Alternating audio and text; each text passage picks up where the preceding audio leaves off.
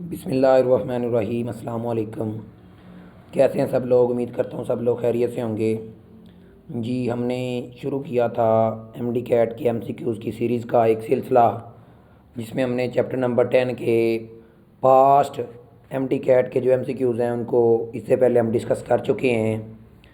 आज हम शुरू करने जा रहे हैं चैप्टर नंबर 10 के फर्स्ट ईयर बायोलॉजी का, जो कि जिस चैप्टर का नाम है किंगडम एनिमेलिया।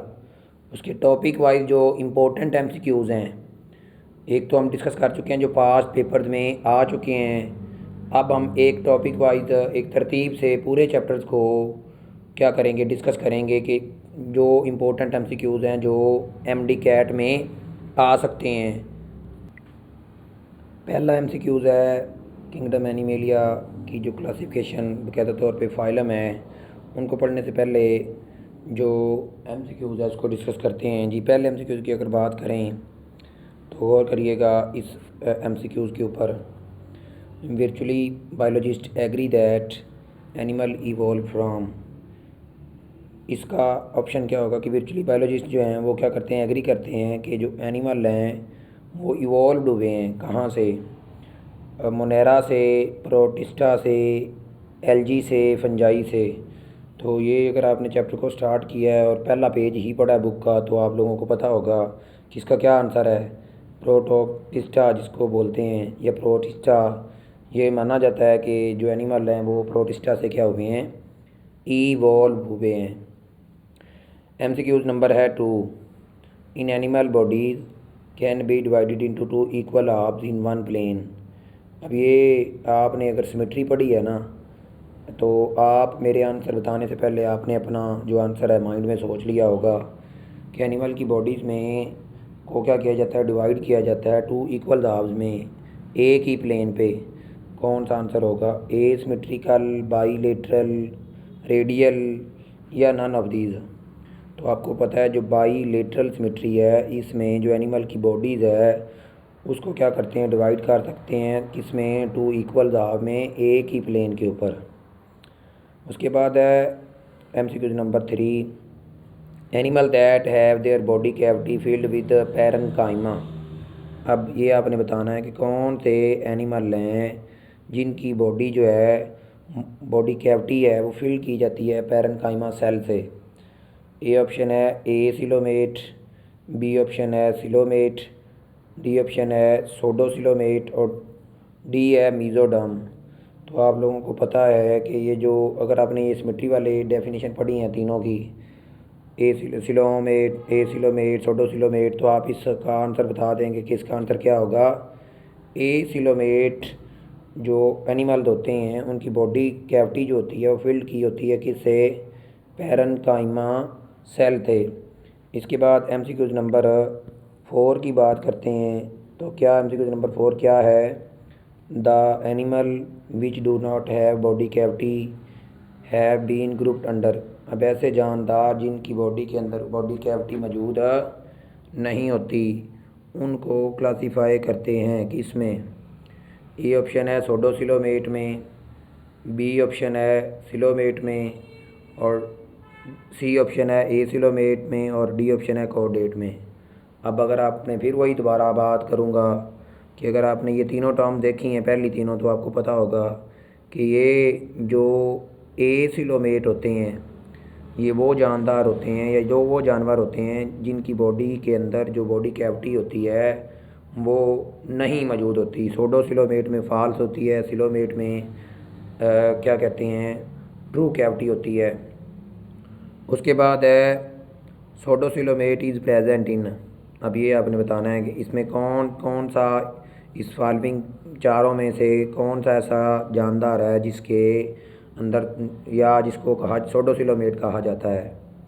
पहला है नाइडेरिया, दूसरा है फ्लैट वॉर्म्स, तीसरा है राउंड वॉर्म्स, और चौथा है अर्थ warm.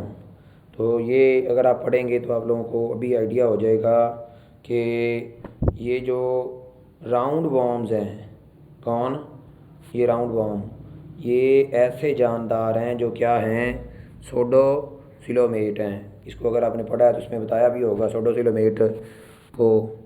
सोडोसिलोम is a characteristics features of phylum. तो सीधी सी बात है, ऊपर भी डिस्कस कर चुके हैं। तो ये जो पहला है एस्केलमेंथिस, दूसरा है एनिलिडा, तीसरा है मोलस्का और चौथा है पोरीफेरा। तो एनिलिडा, मोलस्का, पोरीफेरा को अगर आपने पढ़ा तो आप फौरी समझ जाएंगे ये तीनों नहीं हो सकते, ठीक है, क्योंकि ये सेडोसिलोमेट नहीं है। तो अब करेक्ट आंसर क्या होगा इसका? एस्केलमेंथिस। उसके बाद है in animal reproductive system develop from, जो एनिमल का जो रिप्रोडक्टिव सिस्टम है ये डिवेल्प होता है जी। इसका आंसर आपने करना है कौन बनाता है? एंडोडर्म बनाती है, मेसोडर्म बनाती है, एक्टोडर्म बनाती है, या नन ऑफ दीज।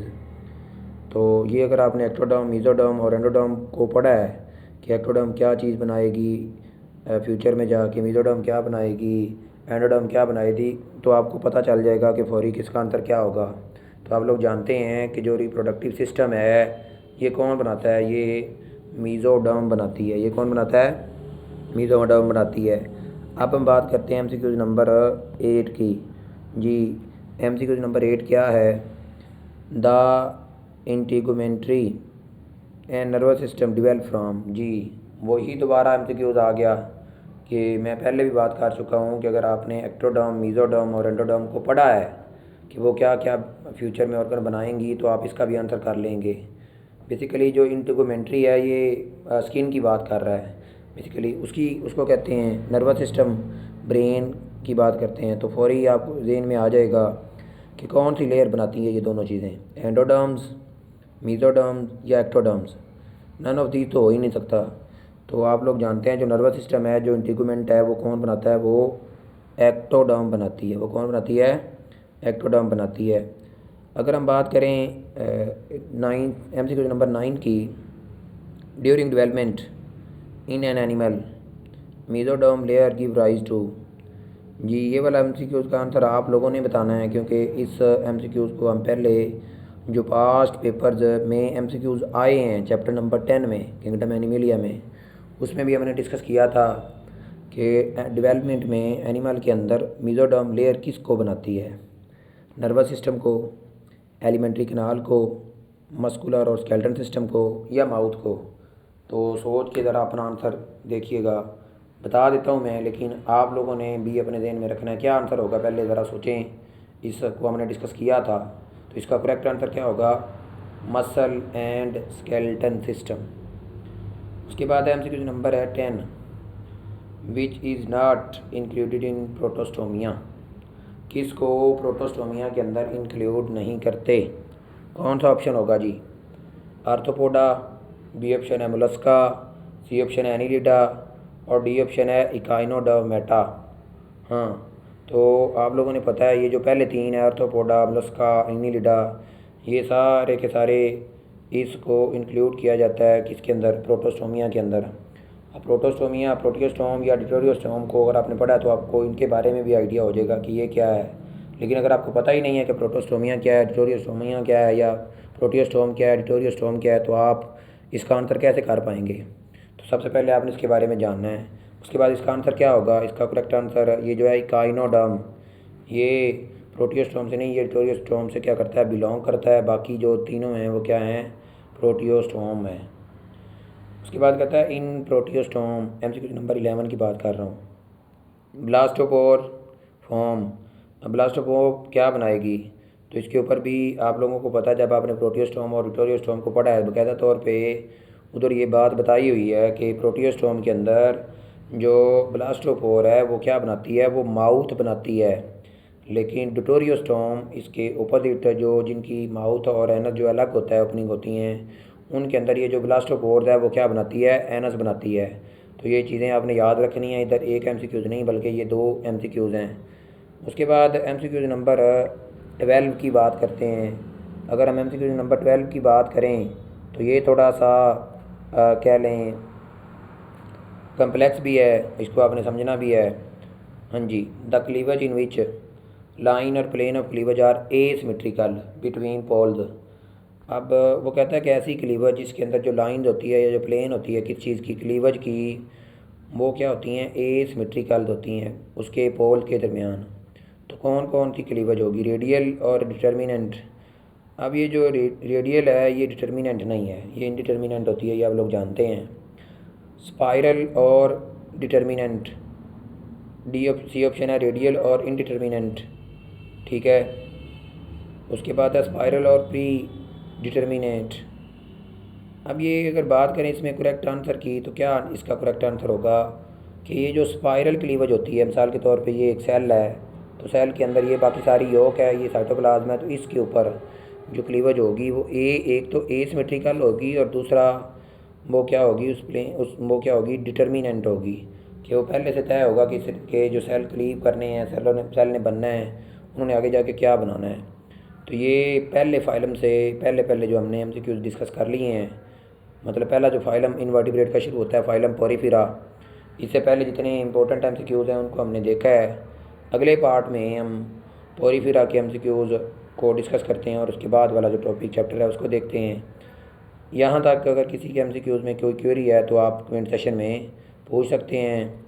अस्सलामु अलैकुम।